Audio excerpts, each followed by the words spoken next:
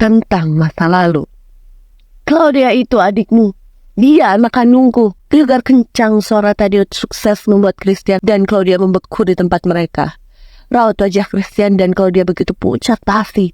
Otak Christian dan Claudia seakan mati dan tak mampu dikutik sama sekali.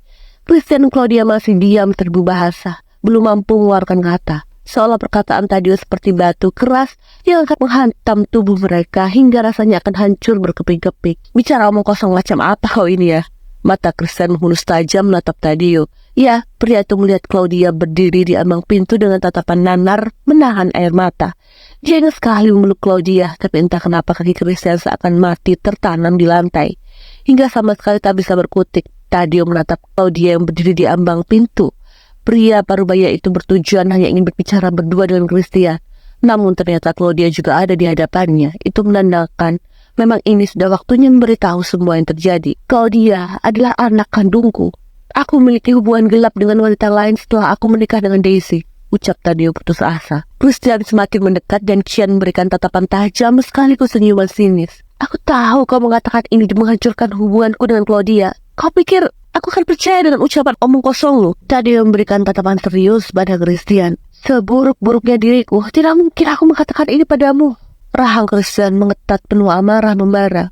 Omong kosong, aku tidak percaya dengan ucapan gilamu, bentaknya keras. Tapi itu adalah fakta sebenarnya, anak bodoh. Claudia Friesland adalah adikmu sendiri. Darah yang mengalir di tubuhnya adalah darah keturunan Hastings. Gelegar Taddeo dengan nada yang putus asa dan mata memerah menahan air mata. Christian mundur 2 langkah menjauh dari Taddeo serta menggelengkan kepalanya tegas. Hentikan omong kosongmu, Pak Tua. Aku tidak akan pernah percaya padamu, teriaknya keras jika Christian mati-matian mengelak. Lain halnya dengan Claudia yang malah tetap diam membeku meskipun air matanya sudah terbendung. Perlahan-lahan Claudia mulai melangkah mendekat ke arah Taddeo.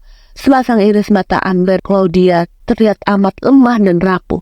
Kenapa kau bilang kalau kau adalah ayah kandungku? Tanya Claudia seraya menatap Taddeo penuh permohonan penjelasan.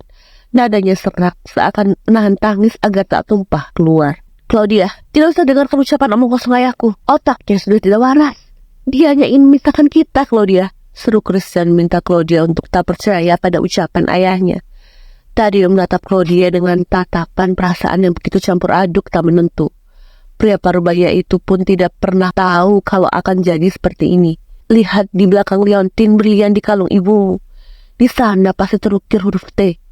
Lihatlah sekarang, dan aku akan berikan jawaban dari apa yang selama ini kau ingin tahu.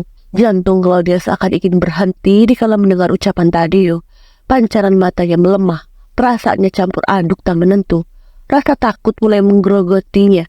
Namun gadis itu berusaha keras untuk tetap kuat dikala tubuhnya sudah terasa sangat lemah. Perlahan Claudia mulai mengambil kalung milik ibunya yang selalu ada di dalam tasnya.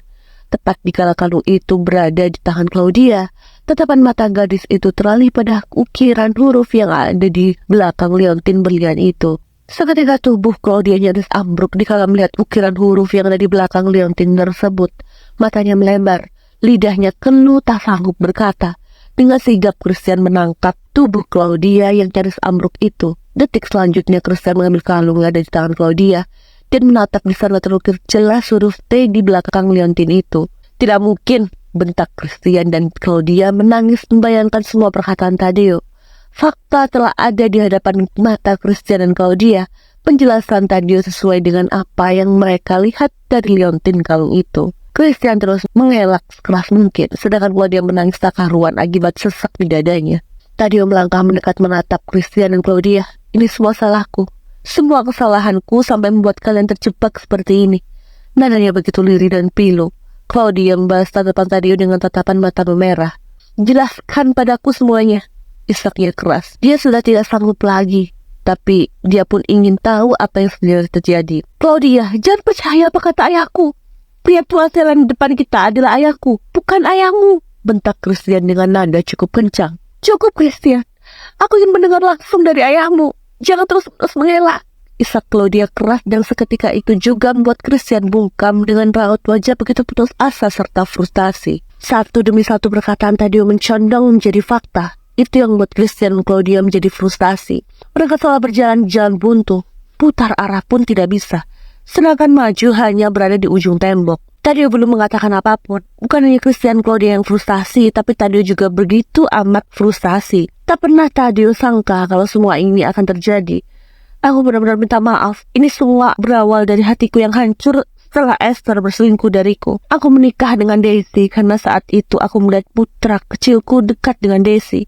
Sosok Daisy mampu menggantikan kasih sayang Esther. Jujur, aku menikahi istriku yang sekarang murni karena ingin melihat putri kecilku tumbuh dengan kasih sayang ibu yang baik. Perselingkuhan Esther telah menghancurkanku. Bahkan aku sampai berniat ingin mengakhiri hidupku. Tapi lagi dan lagi Daisy memberikanku semangat untuk tetap hidup di dunia ini. Christian, kau adalah alasan paling kuat agar aku tetap bisa bertahan. Aku pikir aku bisa mencintai Daisy dan melupakan Esther. Ternyata setelah aku menikah dengan Daisy, aku tetap tidak sanggup melupakan Esther. Aku tetap dibayang-bayangi luka di masa laluku. Aku sudah berobat ke psikiater, tetap aku tidak mampu melupakan Esther. Sampai suatu ketika Alvin, teman lamaku, datang padaku. Dia bilang sedang jenuh dengan pasangannya dan ingin meninggalkan pasangannya. Alvin Hasley adalah pria yang bebas. Dia tidak suka menjadi hubungan serius. Dia sudah bertunangan dengan pasangannya, tapi dia malah having fun dengan wanita lain. Awalnya aku tidak peduli dengan cerita Alvin, tapi tanpa sengaja aku bertemu dengan Virey Ursula, tunangan dari teman lamaku. Virey sosok wanita yang sangat cantik, lembut dan baik. Aku melihat sosok Esther pada Virey. Manik mata ambernya yang pertama kali membuatku jatuh cinta padanya. Ini memang sudah gila. Aku sudah menikah dengan Daisy, tapi aku jatuh cinta pada tunangan dari teman lamaku. Aku selalu menghindari Virey, tapi lagi dan lagi takdir seakan pertemukan kita. Aku menyadari bahwa aku mencintai Virey Ursula, bukanlah Daisy. Tadio menjeda ucapannya, menjamkan mata dikala kepalanya penuh dengan kenangan masa lalu yang menyakitkan. Claudia menatap Tadio lirih dan putus asa. Apa Virey Ursula adalah ibuku? Tanyanya patah. Tadio membalas ucapan Claudia, membalas tatapan Claudia dan mengangguk penuh keyakinan di balik keputusasaannya. Ya, kau benar. Virey Ursula adalah ibu kandungmu. Kau adalah putriku yang selama ini aku sangka tidak ada lagi di dunia ini. Aku sudah mencarimu sampai ke semua bagian kota di negeri ini, tapi aku tidak mampu menemukanmu. Ternyata Virey menyembunyikanmu di keluarga Fiskra. Sekarang aku menemukanmu, Claudia.